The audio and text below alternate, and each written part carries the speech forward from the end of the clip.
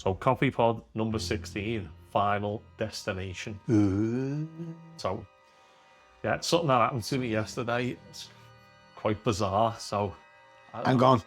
Anything to do with you's always quite bizarre. So I had a bit of a brush with death yesterday. The Grim Reaper was sniffing around me. So we're going to take it back to last summer. I bought a wood-fired hot tub for the garden.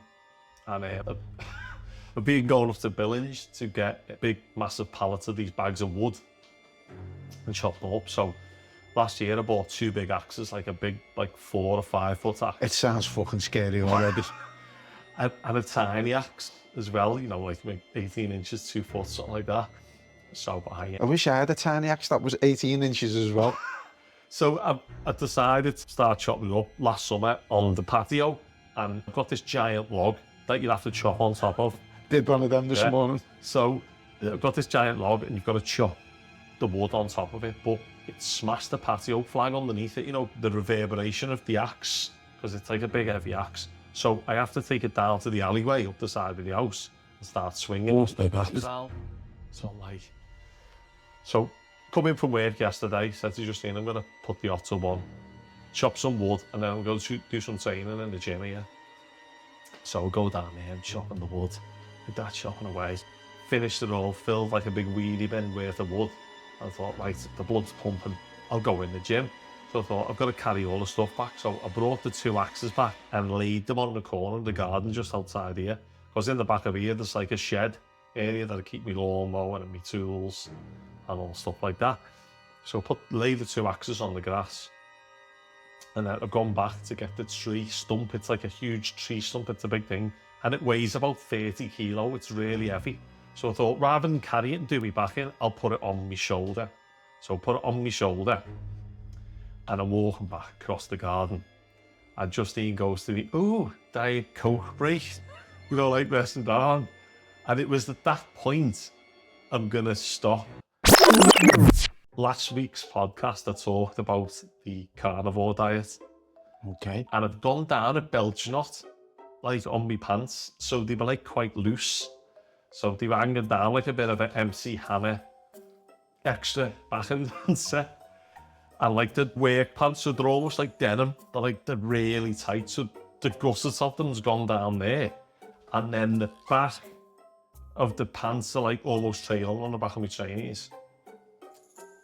And it was at this point, the Grim Reaper got a scythe out and had to go at me. Basically looked at you and went, this knob there, I think we'll have a go. So what happened was, I was just about to do something quirky. I can't remember what it was, because the next thing that happened was the edge of my pants clipped the big handle on the axe and went up my pants. It was like my pants scooped it up the garden because I wasn't looking. So you've got an axe handle going up the leg of your kicks? Yeah, and so I started to tumble over and I'm going to land on the 2 axes and I've got this 30 kilo log right next to my head. So I decided to try and throw the log away from me. Sounds like something off the Highland Games. Yeah, so as I threw the log, I just threw it directly above me and it come back and cracked me on the head.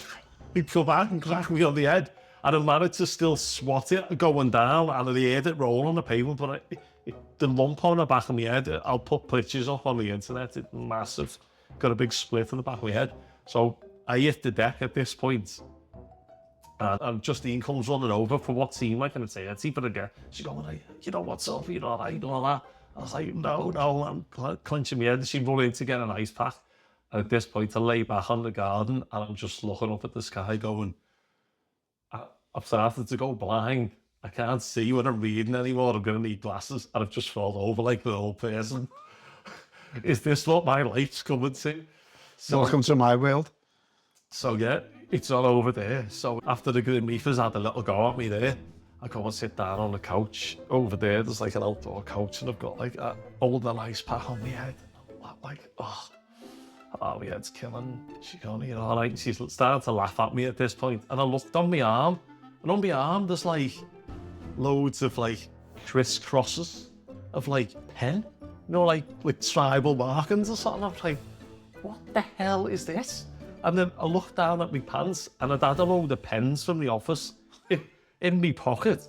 and he'd stabbed through my pants and got it to the arm. Was your arm like a spirograph? Yeah, so my arm was all like, had all scatty stuff on it. So I started, I just ain't going, imagine if you'd have died then. How am I going to explain that to the police? You know, like you've got an axe stuck in your groin, one in your torso from where you landed.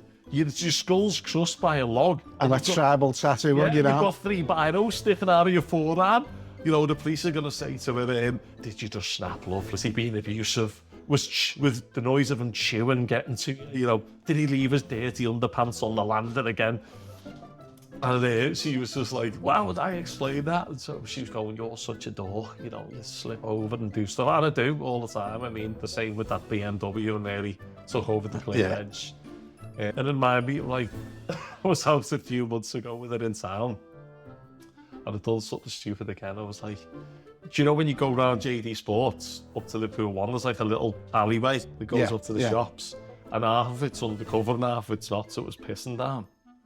So I'm looking up to see when the roof's coming up, you know, to cover me because it's absolutely lashing down.